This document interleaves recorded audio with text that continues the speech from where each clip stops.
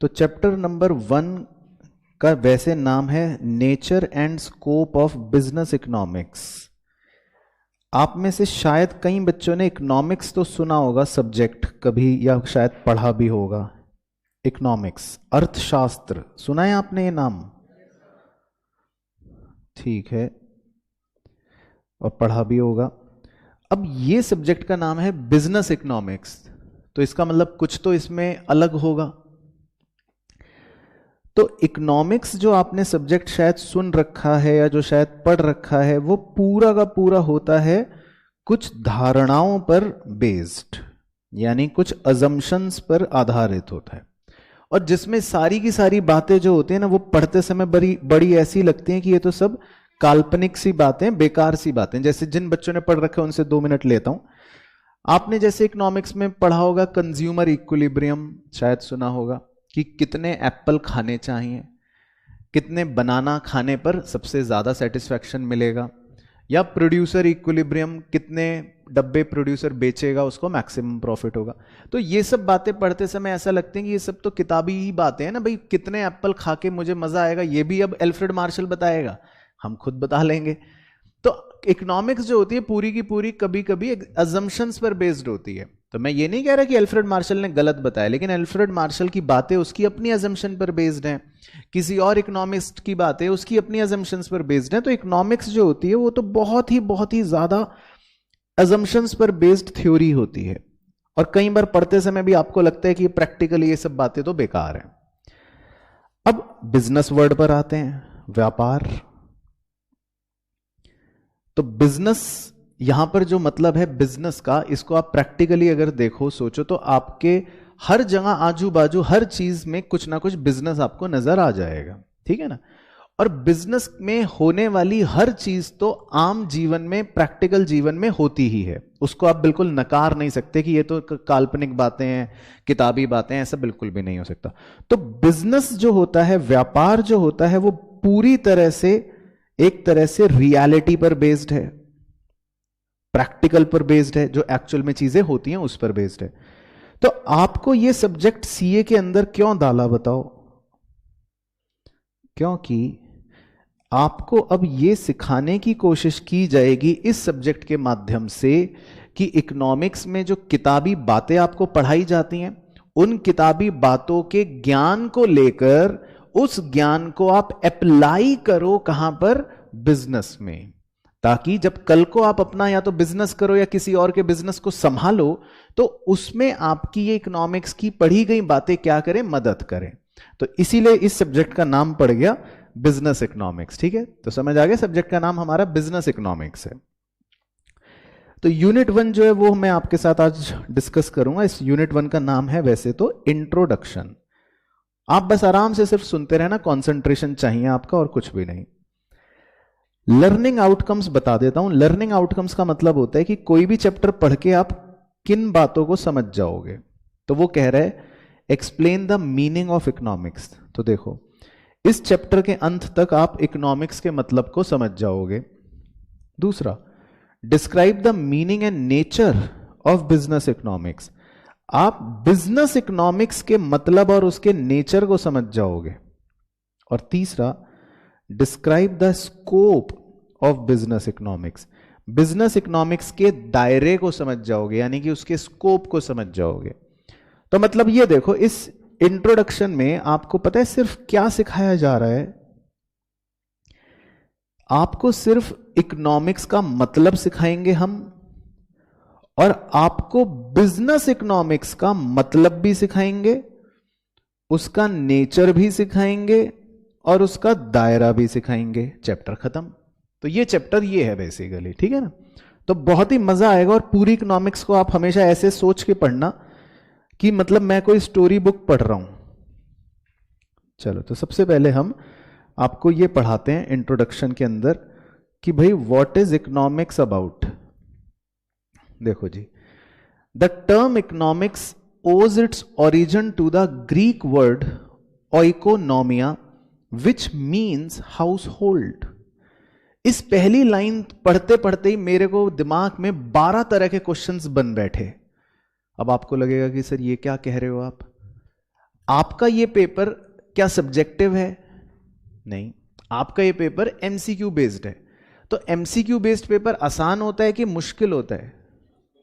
मुश्किल होता है, क्योंकि एमसीक्यू बेस्ड क्वेश्चन के अंदर या पेपर पैटर्न के अंदर एग्जामिनर को यह छूट होती है कि वो पूरी किताब के किसी भी पैराग्राफ की किसी भी लाइन के अंदर के किसी भी वर्ड से क्वेश्चन बना सकता है, कुछ भी बना सकता है। तो आपको इसमें एक एक लाइन को इतनी गहराई से पढ़ना पड़ता है कि मैं क्या बताऊं।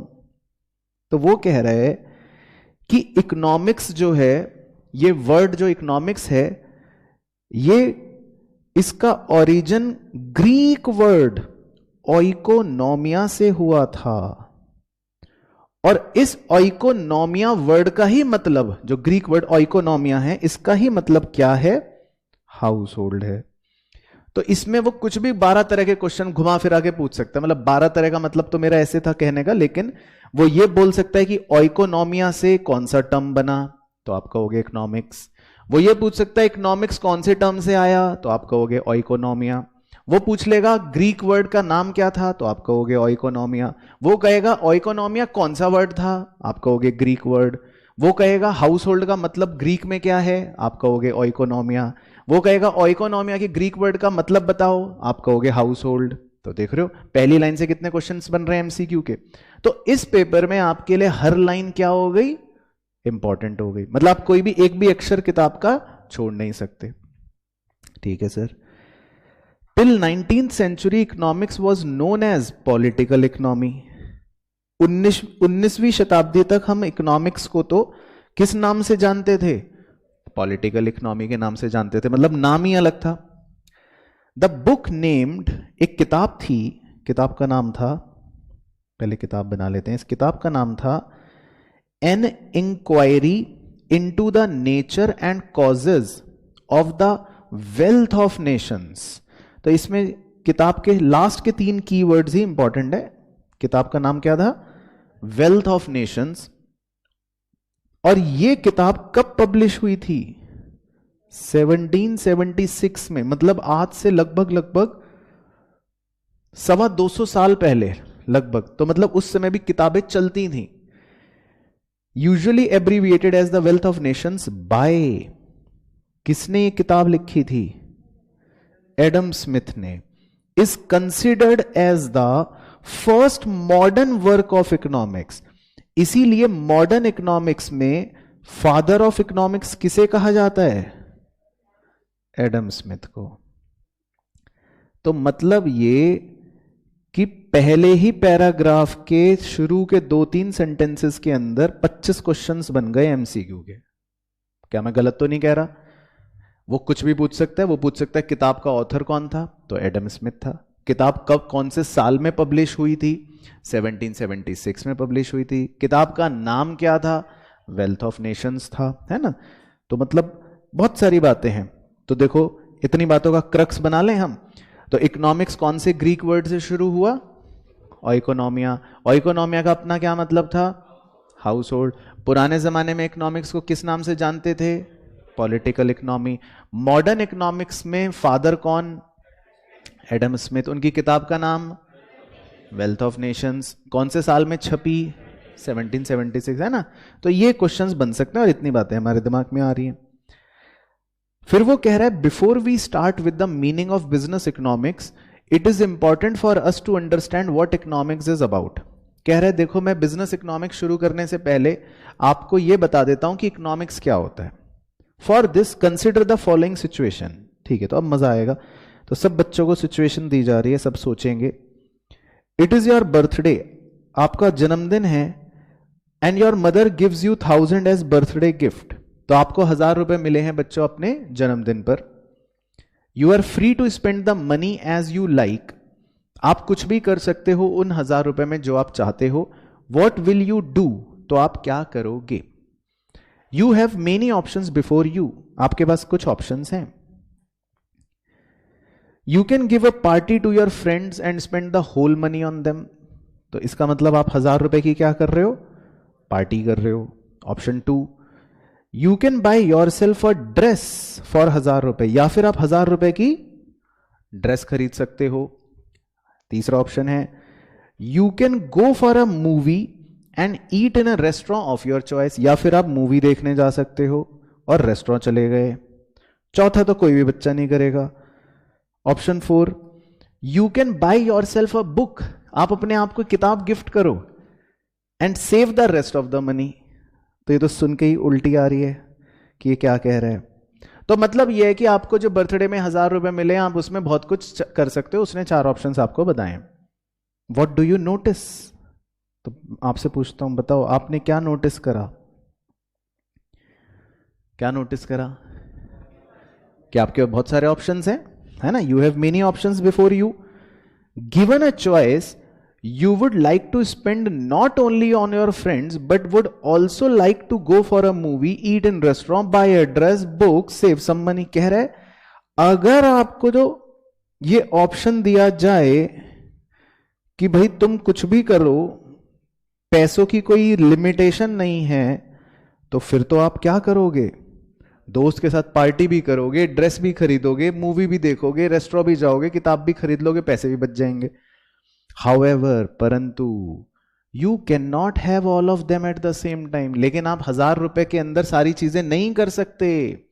तो इससे क्या समझ आ रहा है कि इंसान के जीवन में हर पड़ाव पर ऑप्शंस तो बहुत सारे होते हैं, चॉइसेस तो उसको बहुत सारी मिलती हैं, परंतु किसी ना किसी स्कैरिसिटी की वजह से वो कभी भी सारे ऑप्शंस नहीं चुन सकता। इतनी बात समझ आ रही है? सेम आपकी बर्थडे पार्टी के लिए भी यही हो रहा है। 1000 रुपए है आपके पास, लिमिटेड है, तो आप उसमें सारी चीजें नहीं कर सकते। तो वो ये कह रहे हैं however you can not have all of them at the same time. Why? क्यों नहीं कर सकते? Because you have only 1000 with you. तो इसका मतलब इंसान की चॉइसेस ज्यादा होती हैं, पर उसके पास जो साधन है, रिसोर्स हैं, वो क्या होते हैं? कम होते हैं, स्केर्स होते हैं, है ना? Had your mother given you 2000 रुपए, अगर आपकी मम्मी आपको 2000 रुपए देती, you might have satisfied more of your desires, अगर 2000 मिलते तो आपकी शायद और इच्छाएं पूरी हो जाती। But she has not. Now you find yourself in a dilemma as to which of the above options to choose. तो अब आप एक डायलमा में आ गए, मतलब अब आप एक कंफ्यूजन में हो कि मैं ऊपर में से क्या चूज करूं। You will have to go for one option or combination of one or more options. What do you do? भाई या तो आप कोई एक ऑप्शन चुन लो या एक से ज्यादा ऑप्शंस का कुछ कॉम्बिनेशन चुन लो। तो क्या करोगे? You evaluate the various alternatives and choose the one that gives you क्या? Greater satisfaction। तो आप चारों ऑप्शंस को क्या करोगे? इवेल्युएट करोगे, अपने हिसाब से नापोगे कि किताब खरीदने में क्या मजा, छोड़ो। मूवी देखने में क्या मजा, ये भी कम। ड्रेस का क्या करना है, आपको लगा कि पार्टी करते हैं दोस्तों के साथ, उसमें बहुत सबसे ज्यादा मजा आएगा, तो आप कौन सा ऑप्शन चूज करोगे जिसमें आपको सबसे ज्यादा सेटिस्फैक्शन मिलेगा? तो यही होगा ना। देखो, मतलब ह्यूमन साइकोलॉजी चल रही है यहां तक। तो अब देखो, अब आपको इकोनॉमिक्स में लेकर आ जाएगा वो। Similar dilemma is faced by every individual, every society and every country in this world. तो जो ये आपको अपने बर्थडे पर डायलमा हुआ कि भाई मैं क्या चूज करूं, पैसे लिमिटेड है, ये समस्या हर इंडिविजुअल के साथ है, हर समाज के साथ है, हर देश के साथ है। Life is like that. कितनी बड़ी बात है देखो आपके जीवन के लिए कि ये जीवन यही है बच्चों, कभी धूप कभी छांव, है ना? Since we can not have everything we want with the resources we have, we are forever forced to make choices. तो आपको अपने जीवन में हमेशा क्या मनानी पड़ेंगी? चॉइसेस हमेशा जीवन भर लेनी पड़ेंगी, क्योंकि आपकी इच्छाएं जो हैं वो ज्यादा होती हैं, चॉइसेस आपके पास ज्यादा होती हैं, पर आपके पास हमेशा साधन क्या रहेंगे? कम रहेंगे, है ना? तो ये तो भगवान ने वरदान देके भेजा है आपको। Therefore we choose to satisfy only some of our wants, leaving many other wants unsatisfied. तो इसीलिए हमारा जीवन कैसे निकल जाएगा? हम अपनी कुछ इच्छाएं पूरी कर लेंगे और कुछ इच्छाएं हमारी अनसेटिस्फाइड रह जाएंगी। तो ठीक है, क्या दिक्कत है? रह गई तो रह गई। These two fundamental facts that, तो इससे दो फंडामेंटल फैक्ट्स जो निकल के जो सामने हैं वो क्या है? कितने प्यारे हैं कि इंसान की इच्छाएं क्या होती हैं? अनलिमिटेड होती हैं, और साधन जो होते हैं उन्हें सेटिस्फाई करने के, means to satisfy these unlimited wants are relatively scarce मतलब कि वो कम होते हैं। तो क्लियर हो गया। तो आपकी बर्थडे पार्टी के एग्जाम्पल से हम आपको ये बताने में कामयाब हुए कि इकोनॉमिक्स इज ऑल अबाउट, कि इकोनॉमिक्स आखिर सब कुछ होती किस बारे में है। तो पूरी इकोनॉमिक्स इसी बारे में होती है कि आपकी इच्छाएं बहुत सारी हैं लेकिन उनको पूरा करने के जो साधन है वो कम है। यहां तक क्लियर हो गया। अब एक और देखो, आगे बड़ा अच्छा पैराग्राफ है, बड़ा मजा आएगा आपको। Let us now examine what economics studies about. अब कह रहा है, अब देखते हैं कि इकोनॉमिक्स में हम क्या स्टडी करते हैं। Economics is the study of the processes by which the relatively scarce resources are allocated to satisfy the competing unlimited wants of human beings in a society। तो देखो जी, इकोनॉमिक्स एक ऐसी स्टडी है, इकोनॉमिक्स एक ऐसी study है जिसमें आपको बहुत सारी ऐसी प्रक्रियाएं बताई जाएंगी जिनकी मदद से आप अपने स्केर्स रिसोर्सेस को, मतलब अपने साधनों को इस प्रकार से एलोकेट कर पाओगे जो आपकी अनलिमिटेड वांट्स को काफी हद तक कंपीट कर देंगे, काफी हद तक पूरा कर देंगी। तो इकोनॉमिक्स जो है वो एक प्रकार से ये है। तो इकोनॉमिक्स के अंदर आप ऐसी बहुत सी चीजें पढ़ोगे जिसमें स्केर्स रिसोर्सेस को कैसे एलोकेट करना है ये बता दिया जाएगा। Of course the available resources will be efficiently used when they are allocated to their highest valued use. इस लाइन का मतलब सर कि available resources will be efficiently used when they are allocated to their highest valued use. तो इसका मैं पहले एक example देता हूं नॉर्मल। एक बहुत ही पढ़ा लिखा व्यक्ति है, बहुत ही मतलब पढ़ा लिखा व्यक्ति, और उसने यूपीएससी का एग्जाम क्लियर कर लिया। अब उसको हमने किसी प्राइवेट कंपनी के अंदर एक पियोन की नौकरी दे रखी है, ठीक है। तो क्या ये रिसोर्स का सही यूज हो रहा है, एफिशिएंट नहीं हो रहा, समझ गए ना बात। तो इसीलिए अवेलेबल रिसोर्सेज का एफिशिएंट यूज कब माना जाता है, जब उसकी जो सबसे हाई वैल्यूड यूज है उसमें वो इस्तेमाल हो। तो जिस व्यक्ति ने यूपीएससी का एग्जाम क्लियर कर लिया, इसका मतलब उसके पास क्षमता है किसी डिस्ट्रिक्ट को संभालने की, तो उसको उस काम में लगाना चाहिए, तभी हम कह सकते हैं कि उस रिसोर्स को हमने एफिशिएंटली यूज करा। तो ये लाइन यहीं पे ये कहना चाहती है कि the available resources will be efficiently used when they are allocated to their highest valued use. Point clear हो गया। अब एक और एग्जांपल ले सकते हैं रिसोर्स के फॉर्म में, जैसे मान लेते हैं मिल्क, दूध। मिल्क एक रिसोर्स है। अब आपने सोचा कि मुझे अपना फर्श साफ करना है, तो आपने मिल्क फेंक के पोंछा लगा दिया, तो उसका मतलब मिल्क का जो प्रॉपर यूज होना चाहिए था वो नहीं हुआ। तो दैट मीन्स वो रिसोर्स प्रॉपरली एफिशिएंटली यूज नहीं हुआ। तो ये भी एक एग्जांपल हो सकता है। इसके बाद economics is thus the study of how we work together to transform the scarce resource into goods and services to satisfy the most pressing of our infinite wants and how we distribute these goods and services among ourselves. तो देखो सीधा मुद्दे की बात आपको ये paragraph में मिल गई। यहां से आपने अपने, शायद जिन्होंने क्लास 11th में इकोनॉमिक्स पढ़ा होगा वो यहां से शुरू हो रही थी, जिसमें आप पढ़ते थे कि इकोनॉमिक्स में ये बताया जाता है कि कौन से गुड्स बनाने हैं, है ना, व्हाट टू प्रोड्यूस, या गुड्स को किन के बीच में डिस्ट्रीब्यूट करा जाएगा, फॉर हुम टू प्रोड्यूस, है ना, ये सब चीजें। तो वो यहां पर आ रहा है हाँ कि इकोनॉमिक्स बेसिकली क्या बताता है कि हमें मिलजुल कर कैसे काम करना है, हम अपने स्केर्स रिसोर्सेस को कैसे गुड्स और सर्विसेज बनाने में लगाएंगे ताकि हम ज्यादा से ज्यादा लोगों की वांट्स को सेटिस्फाई कर सकें, और किस तरह से हम इन गुड्स और सर्विसेज को डिस्ट्रीब्यूट करेंगे आपस में। तो ये इकोनॉमिक्स इज ऑल अबाउट है। तो this definition of economics with the narrow focus on using the relatively scarce resource to satisfy human wants is the domain of modern neoclassical microeconomic analysis। तो कह रहा है ये जो मैं आपको परिभाषा अभी तक बताता आ रहा हूं इकोनॉमिक्स की, जिसका छोटा सा फोकस बस स्कैरिसिटी पर है, तो इसे modern neo classical micro economic analysis कहा जाता है। यानी कि मैं सिंपल भाषा में बोल देता हूं,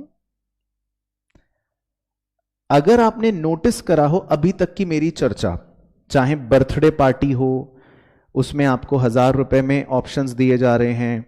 फिर वो उसी बात को कह रहा है कि इंसान की इच्छाएं अनलिमिटेड हैं, रिसोर्स स्केयर्स हैं। फिर वो इसी बात को नीचे भी कह रहा है कि यही इकोनॉमिक्स है कि रिसोर्स लिमिटेड हैं।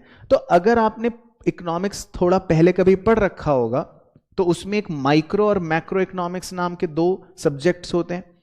तो इतनी अंग्रेजी जो आपने अभी तक पढ़ी, इसमें कहीं पर भी आपको लग रहा है कि कुछ मैक्रो वाला बात हो रहा है? नहीं हो रहा। ये सारी चीजें आपने कब पढ़ी थी या कौन सी स्टडी के पार्ट में पढ़ी थी? माइक्रो इकोनॉमिक्स में पढ़ी थी ना। तो वो यही कह रहा है कि modern neo classical micro analysis, micro economic analysis का ये डोमेन है बेसिकली, मतलब कि दायरा है। तो ये जो अभी तक की आपको इकोनॉमिक्स की परिभाषा बताइए, ये छोटी परिभाषा बताइए, नैरो परिभाषा बताइए, जिसका दायरा जो है वो सिर्फ क्या है? माइक्रो इकोनॉमिक एनालिसिस है।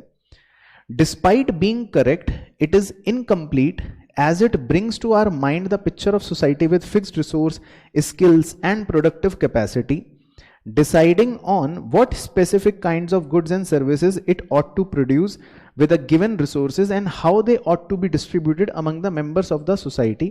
However, two of the most important concerns of modern economies are not fully covered by this concept. तो देखो, इस पूरे खतरनाक अंग्रेजी का क्या मतलब है? इसका मतलब वो ये कहना चाह रहा है कि भाई माइक्रो इकोनॉमिक एनालिसिस गलत नहीं है, वो है तो ठीक, लेकिन वो हमारे दिमाग में एक इनकम्प्लीट सी पिक्चर बना देता है कि समाज के रिसोर्सेज फिक्स्ड हैं, हमारी कैपेसिटी फिक्स्ड है और हमें डिसाइड करना है कि कैसे गुड्स हम बनाएंगे, किस तरह से बनाएंगे और उन्हें किन के बीच में डिस्ट्रीब्यूट करेंगे।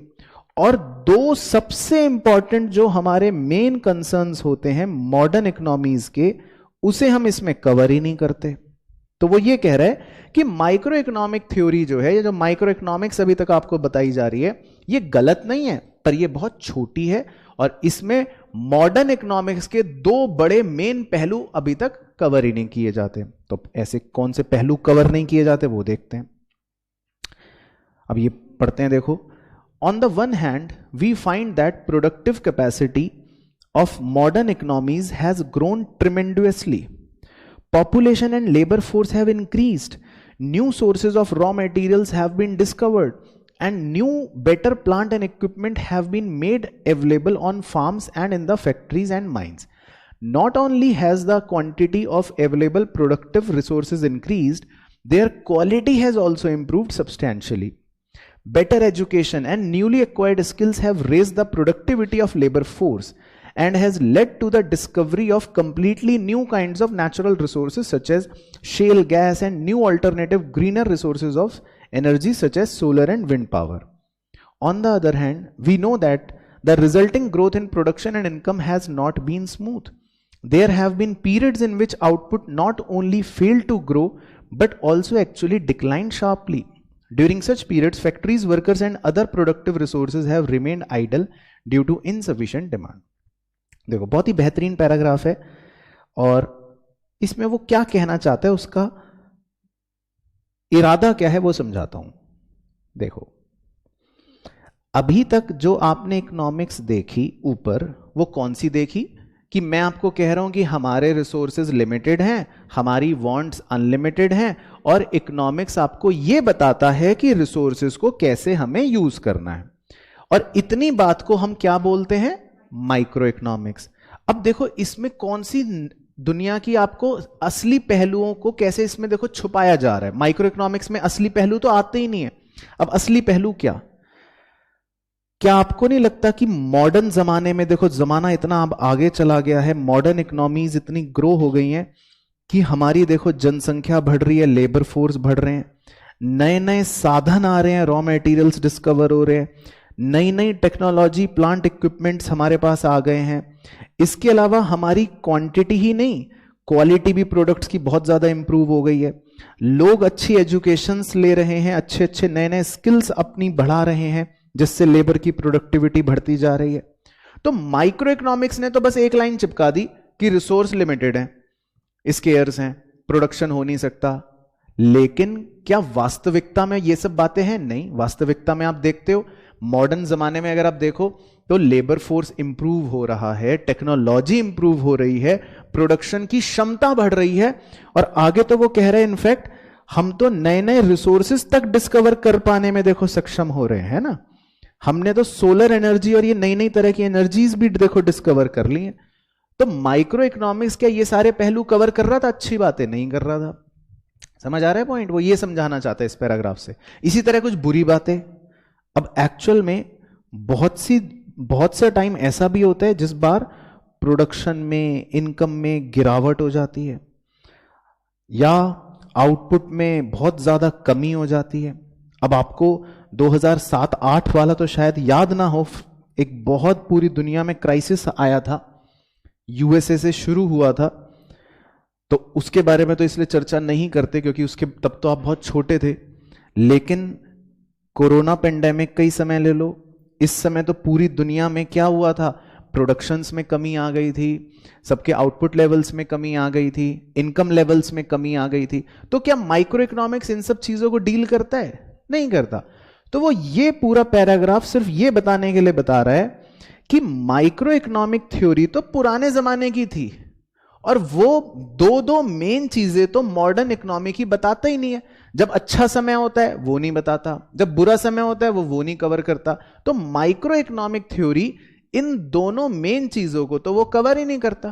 क्लियर हो गया पॉइंट यहां तक सारा? अब पढ़ो, economics therefore concerns itself not just with the crucial concern of how a nation allocates its scarce productive resource to various uses, it also deals with the processes by which the productive capacity of these resources is increased and with the factors which in past have led to sharp fluctuations in the rate of utilization of these resources. तो वो इसी बात को आगे बढ़ाते हुए कह रहे हैं कि इकोनॉमिक्स का मतलब सिर्फ इसीलिए खाली ये नहीं है कि रिसोर्स कैसे एलोकेट करने हैं, बल्कि ये उससे भी डील करता है कि कैसे हम प्रोडक्टिव कैपेसिटी को अपनी बढ़ा सकते हैं, हमारे रिसोर्स बढ़ सकते हैं, या कई बार अगर पास्ट में कोई फ्लक्चुएशंस आई हैं तो उनको हम कैसे डील कर सकते हैं। तो इकोनॉमिक्स खाली माइक्रो नहीं होता, इकोनॉमिक्स एक बड़ा एस्पेक्ट होता है। In day to day events we come across several economic issues. तो आप अब ऐसे सोचो, रोजमर्रा के जीवन में भी आपको बहुत सारे इश्यूज, इकोनॉमिक इश्यूज देखने को मिलते हैं, जैसे changes in the price of individual commodities. क्या आप देखते हो कि आलू, टमाटर, प्याज, इनके दाम कभी कभी बढ़ते घटते रहते हैं, है ना? ये होता रहता है। As well as in general price level, कई बार देश में जनरल प्राइस लेवल का मतलब होता है ओवरऑल सारी चीजों को मिलाकर, वो भी महंगाई बढ़ती है घटती है, ऐसा होता है। Economic prosperity and higher standards of living of some countries despite general poverty and poor standards of living in others। आप ये भी देखते होंगे कि कुछ देशों में स्टैंडर्ड ऑफ लिविंग बहुत अच्छी है लेकिन कुछ देशों में बहुत खराब है। इसी तरह some firms making extraordinary profit while other close down। कुछ फर्म्स बहुत मुनाफा कमा रही हैं, कुछ बंद भी हो रही हैं, ये सब देखते हैं ना आप। These are the matters fundamentally connected with economic analysis।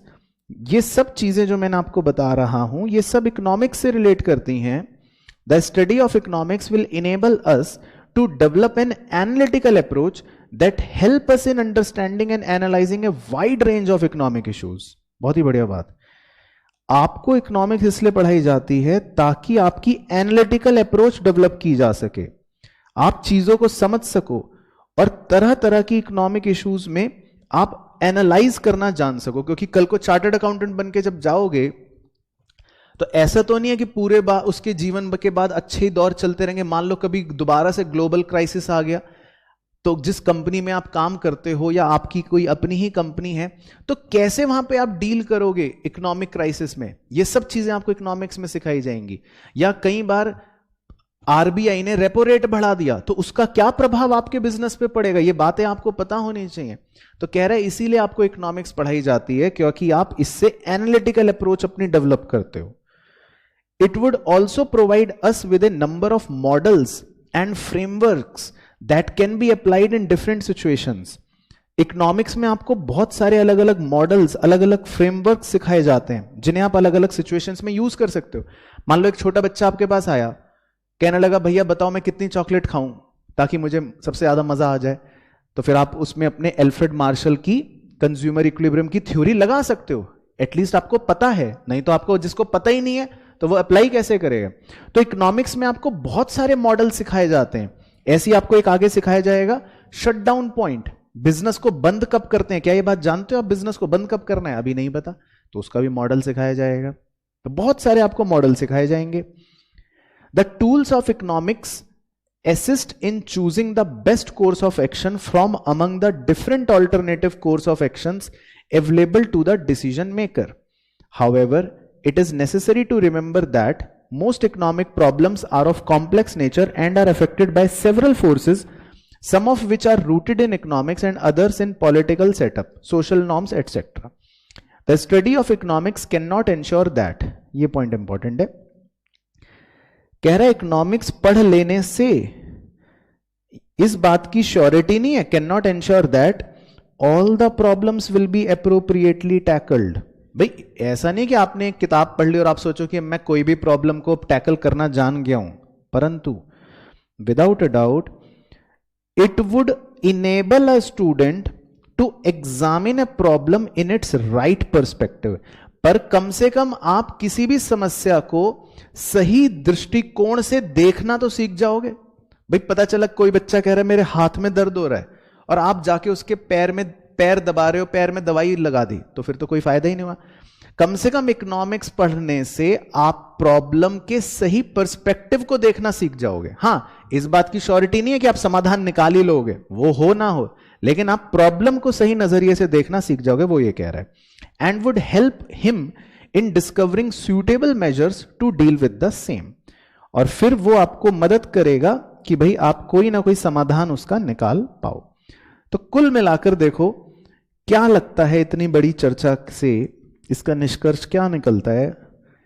इसका निष्कर्ष ये निकलता है इतनी बड़ी चर्चा से, आओ दोबारा से करें समअप,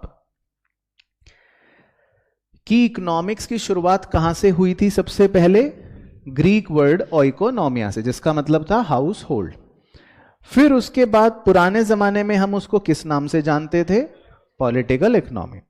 फिर जैसे जैसे थोड़ा जमाना आगे बढ़ा तो सबसे पहले मॉडर्न इकोनॉमिक्स में कौन आए जिन्हें हम फादर कहते हैं? एडम स्मिथ कहते हैं। उनकी एक किताब बड़ी फेमस हुई, कौन सी? Wealth of nation. वो कब छपी? 1776 में छपी।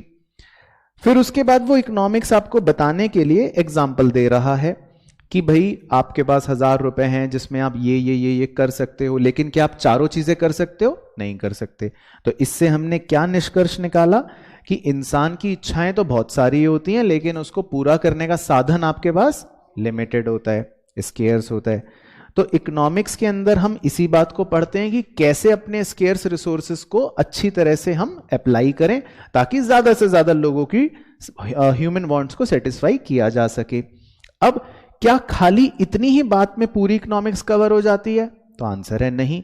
इतनी सी बात तो सिर्फ माइक्रो इकोनॉमिक्स एनालिसिस है, जो कि बहुत छोटा है, जो दो मेन चीजें तो बताता ही नहीं है। कभी कभी दुनिया में अच्छी चीजें भी होती हैं, वो नहीं बताता। कभी कभी दुनिया में खराब दौर भी आता है, वो नहीं बताता। तो माइक्रो इकोनॉमिक्स बहुत ही छोटी चीज है, वो सारी बातें नहीं बताती। तो सर हमें इकोनॉमिक्स क्यों पढ़ाते हैं? आपको इकोनॉमिक्स इसलिए पढ़ाते हैं क्योंकि रोजमर्रा के जीवन में या बिजनेस में इकोनॉमिक्स का कहीं ना कोई रोल होता है। तो इकोनॉमिक्स पढ़ाने से आपकी एनालिटिकल स्किल्स जो हैं वो डेवलप होती हैं, और जो चीजें आप इकोनॉमिक्स में पढ़ते हो उन्हें कल को अपने बिजनेस में या कहीं पे भी समस्या होने पर अप्लाई कर सकते हो। तो सही लग रहा है यहां तक? तो समझ आया इंट्रोडक्शन? बहुत ही बढ़िया। तो कैसा सब्जेक्ट लग रहा है आपको ये? अच्छा लग रहा है, ठीक है। अब एक छोटा सा ड्रिल है, वो और करेंगे बस इसमें। Having understood the meaning of economics, let us now understand what is business economics, क्योंकि लिंक है ना। अब देखो ये आपके लिए बहुत ही इंपॉर्टेंट है, मतलब बहुत ही अच्छा यहां पर एक आपको ड्रिल दे रखा है। कंसिडर द फॉलोइंग सिचुएशन, ठीक है, बड़े ध्यान से। Mister G Ramamurthy, the CEO of World Wide Food Limited, on completion of his presentation turned into his board of directors and raised the question। तो मान लेते हैं मैं सीईओ बन जाता हूं, एक सिचुएशन है, ठीक है, मेरा नाम है रामामूर्ति, मैंने एक प्रेजेंटेशन दे दी, अब मैं आपकी तरफ देख रहा हूं, आप सब कौन हो? एम्प्लॉय नहीं हो, बोर्ड ऑफ डायरेक्टर्स हो तो खैर एम्प्लॉय, लेकिन बोर्ड ऑफ डायरेक्टर्स हो। तो मैं अब आपसे क्वेश्चन कह रहा हूं, well ladies and gentleman, what you say, shall we go into soft drink business? बताओ, क्या हम अपने सॉफ्ट ड्रिंक बिजनेस में आ जाएं? तो give us some time sir, remarked Swaminathan. तो आप में से कोई स्वामीनाथन है, वो कह रहे सर हमें कुछ टाइम दो। भाई वो कह रहा है यस, तुम्हें सॉफ्ट ड्रिंक का एस तो पता नहीं है, तुम कह रहे हो आ जाओ। अभी स्वामीनाथन कह रहे सर थोड़ा टाइम दो। You are asking us to approve a major decision which will have a long term impact on the direction of the company. अब बताओ भाई, मैं आपसे कह रहा हूं कि चलो सॉफ्ट ड्रिंक इंडस्ट्री शुरू करते हैं, तो क्या आपको नहीं लगता कि इसके लिए थोड़ा टाइम लेना चाहिए? क्योंकि हां या ना जो भी डिसीजन है आपका, वो हमारी कंपनी के लॉन्ग टर्म पर इंपैक्ट डालेगा। क्या आप मानते हो? भाई अभी हमारा मान लो बिजनेस है स्कूटर बनाने का, और मैं आपसे कह रहा हूं कि चलो अब सॉफ्ट ड्रिंक बनाएंगे, तो आप क्या कहोगे? सर थोड़ा समय दो, सोचते हैं, क्योंकि ये डिसीजन लेना हां या ना करना हमारे लॉन्ग टर्म पूरे मतलब बिजनेस पर इंपैक्ट डाल सकता है। क्लियर? अच्छा, उसके बाद मैं क्या कह रहा हूं, रामामूर्ति क्या कह रहा है, I understand your concern for the company, but now the time has come for us to expand our business. Soft drink market is growing fast and it is closely related to our core business food. अच्छा, तो हमारा core business खाने पीने का था, sorry. तो अब मैं क्या कह रहा हूं, मैं कह रहा हूं कि अब समय आ चुका है, सॉफ्ट ड्रिंक मार्केट में हम लोगों को घुसना चाहिए। और सॉफ्ट ड्रिंक मार्केट आजकल बहुत ग्रोइंग है, बहुत तेजी से बढ़ रहा है, और ये हमारे मेन बिजनेस से मिलता जुलता भी है। हमारी रेस्टोरेंट्स की चेन है और हम सॉफ्ट ड्रिंक भी अब बनाना शुरू कर देंगे। तो ये मैं कह रहा हूं। तो अब आपने क्या कहा, अब आप पढ़ो। आप कह रहे हो, but competition from white soft drinks limited and black nectar limited is tough. लेकिन दो कंपनियां ऑलरेडी हैं मार्केट में, एक कंपनी है व्हाइट सॉफ्ट ड्रिंक्स लिमिटेड और दूसरी कंपनी है ब्लैक नेक्टर लिमिटेड। तो उनसे लेकिन हमें कंपटीशन भी बहुत मिलेगा, वो पहले से अपनी सॉफ्ट ड्रिंक बेच रही हैं, they are already into this business. तो मैं क्या कह रहा हूं, दैट इज राइट, हां, but we must not forget that the statistics show that there is still room for growth in this market and also food business is near maturity। तो मैं कह रहा हूं कि हां वो तो ठीक है, वो दोनों भी हैं, लेकिन अब इस मार्केट में, सॉफ्ट ड्रिंक मार्केट में अभी भी बढ़ने का बहुत स्कोप है। और जो हम अभी फूड का बिजनेस कर रहे हैं वो वैसी सैचुरेशन पे आ गया है, लॉकडाउन लग गया, अब कौन खरीदेगा हमारा खाना?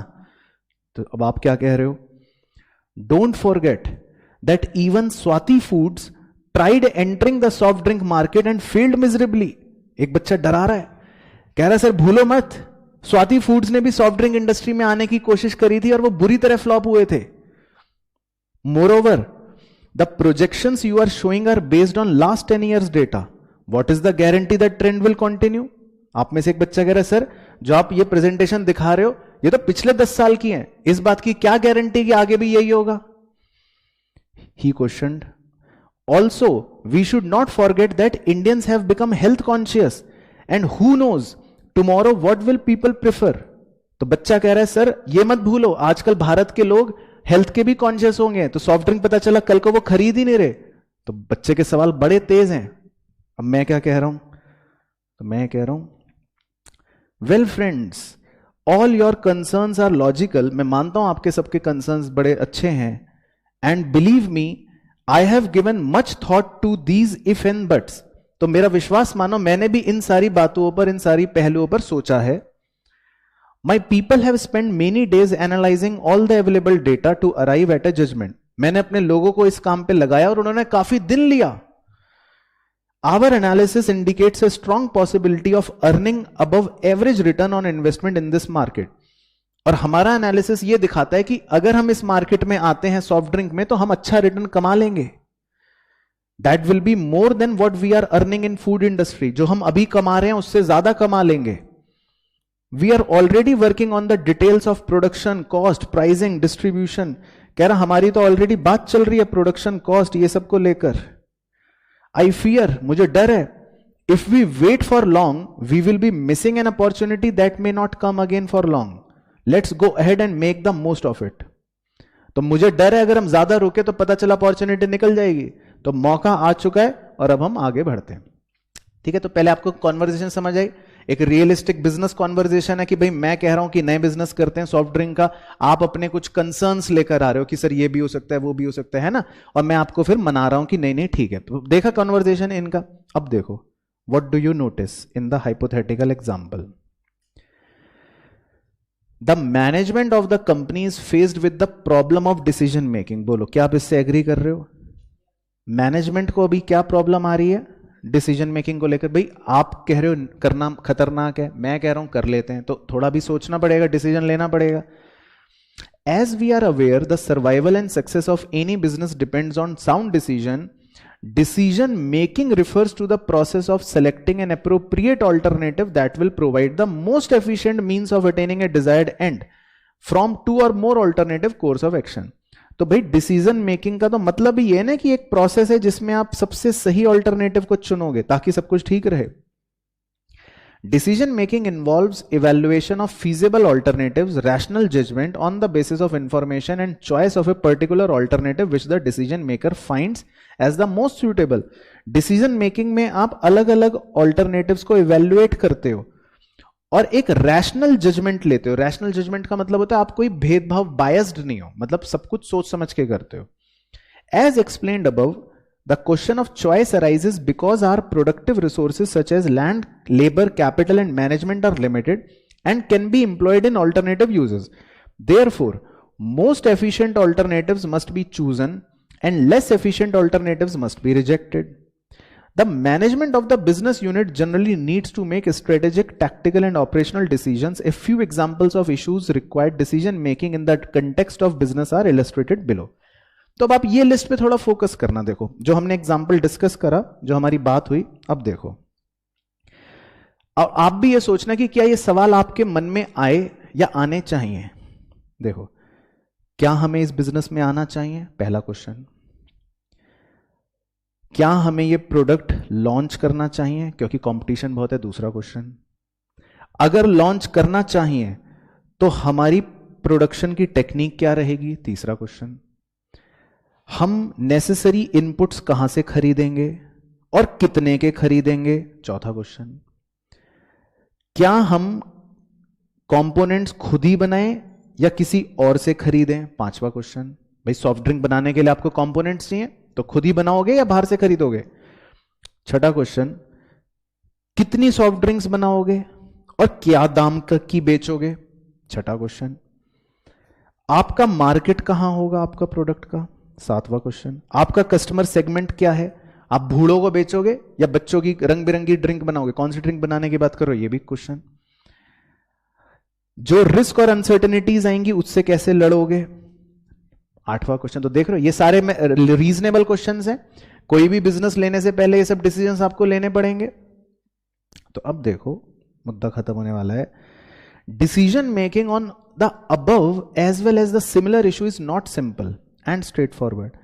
इन सब चीजों पर डिसीजन लेना कोई बहुत आसान या सीधा नहीं है, ये बहुत ही ज्यादा टेढ़ा है और डायनामिक है, मतलब चेंज होता रहता है, पता चला आज कुछ है और कल कुछ हो गया। The problem gets aggravated because most of the time decisions are to be taken under conditions of imperfect knowledge and uncertainty. आपको नॉलेज भी अधूरी होती है ज्यादातर और आपको अनसर्टेनिटी का भी भरोसा, मतलब कुछ भरोसा नहीं है क्या होगा, तो आपको ऐसे में डिसीजंस लेने। Decision making therefore requires that management be equipped with proper methodology and appropriate analytical tools। देखो मुद्दे की बात, आप सही डिसीजन तभी ले सकते हो जब मैनेजमेंट के पास प्रॉपर मेथोडोलॉजी मतलब तरीके हों और अच्छे एनालिटिकल टूल्स और टेक्निक्स हों। तो अब सीधा मुद्दे की बात पर आ रहा है ये अगला paragraph. Business economics meets these needs of the management by providing a huge corpus of theory and techniques। तो बिजनेस इकोनॉमिक्स इस जरूरत को पूरा करता है, वो बहुत सारी बनी बनाई थ्योरी और टेक्निक्स प्रोवाइड कर देता है मैनेजमेंट को। तो कह रहा है ब्रीफली पुट, कह रहा है सम अप अगर करूं तो बिजनेस इकोनॉमिक्स, ये वो बात है जो मैंने आपको शुरू में बताई थी, इंटीग्रेट्स, देखो क्या पूरा आपका सब्जेक्ट का नाम बन जाएगा, economic theory with business practice. तो बिजनेस इकोनॉमिक्स एकमात्र ऐसा सब्जेक्ट है जो आपको यहां भी देखो, बिजनेस में प्रॉब्लम्स आई ना, इतनी सारी क्वेश्चंस आपके मन में आए कि प्रोडक्ट बनाऊं कि नहीं बनाऊं, कितने का बनाऊं, कितने का बेचूं, कब बनाऊं, कौन सा मार्केट होगा, ये सारे सवाल आपके मन में आए। तो इसका सही निर्णय लेोगे कैसे आप, इसका ज्ञान कहां से मिलेगा आपको? बिजनेस इकोनॉमिक्स से। तो बिजनेस इकोनॉमिक्स सब्जेक्ट जो है वो बेसिकली क्या करता है, वो इकोनॉमिक्स में पढ़ी हुई थ्योरी को और बिजनेस की प्रैक्टिसेस को इंटीग्रेट कर देता है, मतलब मिला देता है।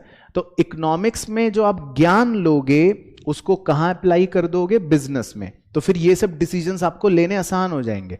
तो ये जो ऊपर जितने सारे क्वेश्चंस थे ना, तो मेरे दिमाग में तो सबके आंसर्स आ चुके थे क्योंकि मेरे पास वो ज्ञान ऑलरेडी है आगे का। लेकिन जब आप भी वो आगे का ज्ञान ले लोगे तो आपको भी इन सब सवालों के जवाब मिल जाएंगे कि कितने गुड्स बनाने चाहिए, उसका दाम क्या रखेंगे, खुद बनाए के बाहर से ले। तो ये सारे सवालों के जवाब कौन देगा? बिजनेस इकोनॉमिक्स देगा। बस, तो वो यही बात कह रहा है, लास्ट पढ़ लेते हैं। कह रहा है कि देखो बिजनेस इकोनॉमिक्स, जिसको हम मैनेजेरियल इकोनॉमिक्स भी कहते हैं, इसीलिए क्योंकि ये किसकी मदद करता है? मैनेजमेंट की मदद करता है। तो generally refers to the integration of economic theory with business practice, while the theories of economics provide for tools various concepts such as, अब देखो आपको क्या क्या चीजें सिखाई जाती हैं? Demand, supply, cost, price, competition etcetera. Business economics applies these tools in the process of business decision making. Thus, business economics comprises of that part of economic knowledge, logic, theories and analytical tools that are used for rational business decision making. तो फिर से देखो वही line repeat हो रही है बार बार कि business economics में आप सारी वो इकोनॉमिक नॉलेज लेते हो, थ्योरीज पढ़ते हो जो बिजनेस डिसीजन मेकिंग में मदद करती हैं। In brief, it is the applied economics, इसीलिए बिजनेस इकोनॉमिक्स को हम क्या भी बोलते हैं? अप्लाइड इकोनॉमिक्स भी बोलते हैं, क्योंकि ये क्या करती हैं? They fill the gap between economic theory and business practice. तो ये किताबी बातों को और बिजनेस की प्रैक्टिस के गैप को क्या करती हैं? कम करती हैं। अब लास्ट का पॉइंट पढ़ के आपको और मजा आएगा। Business economics has close connection with economic theory, micro as well as macro. कह रहे बिजनेस इकोनॉमिक्स का नाता तो माइक्रो और मैक्रो दोनों के साथ बहुत गहरा है। मैक्रो इकोनॉमिक्स, उसके अलावा कॉमा ऑपरेशनल रिसर्च इसके साथ भी है, स्टैटिस्टिक्स इसके साथ भी है, मैथमेटिक्स इसके साथ भी है, डिसीजन मेकिंग इसके साथ भी है। तो बिजनेस इकोनॉमिक्स देख रहे हो कितना बड़ा है, इसका रिश्ता किसके साथ है? सबके साथ है। माइक्रो के साथ है, मैक्रो के साथ है, मैथ्स के साथ है, स्टैट्स के साथ है। A professional business economist has to integrate the concept and methods from all these disciplines in order to understand and analyze practical managerial problems. तो जब आप कल को एक बिजनेस इकोनॉमिस्ट बनोगे तो आपको इन सारी बातों का ज्ञान होगा। Business economics is not only valuable to business decision makers but also useful for managers of NPO. और ये बिजनेस की बातें जो आप सीखोगे ये खाली बिजनेस वालों के लिए ही नहीं बल्कि किन के लिए भी काम की होंगी? एनपीओ वालों के लिए भी काम की होंगी। तो ये है बेसिकली पूरा इंट्रोडक्शन का पहला कि बिजनेस इकोनॉमिक्स क्या होता है। तो आपको अच्छे से समझ आई सारी कहानी? सारे एग्जाम्पल्स जो जो इन्होंने दे रखे थे, हमने ईच एंड एवरी लाइन इसमें कवर इसलिए करी क्योंकि क्वेश्चन एमसीक्यू है, किसी भी लाइन से पूछ सकते हैं। अब आपका होमवर्क क्या है बताओ? आपका होमवर्क है इसमें कि आपको जितना मैंने आज पढ़ाया ये अच्छे से पढ़ना है, लेकिन उससे भी ज्यादा इंपॉर्टेंट है कि इसके अपने सेल्फ क्या बनाने हैं? नोट्स बनाने हैं। तो आपका रजिस्टर होगा, उस रजिस्टर में आपको सिर्फ जितना हमने आज पढ़ा उसका क्या बनाना है? अपनी भाषा के हिसाब से नोट्स बनाने हैं, ठीक है? और ये एक्सरसाइज इंपॉर्टेंट है क्योंकि इकोनॉमिक सब्जेक्ट में जब आप डेली का काम डेली करोगे तभी वो होगा, अगर वो छोड़ दिया तो वो छूट जाएगा और फिर आपका रिवीजन भी रह जाएगा। तो इसमें आपको क्या काम करना है? सिर्फ जितना जितना पढ़ते रहेंगे उतना उतना मेरे साथ पढ़ के सिर्फ उसके अपने नोट्स बनाते रहना, फिर आपका काम खत्म। ओके, चलो, डन फॉर द डे।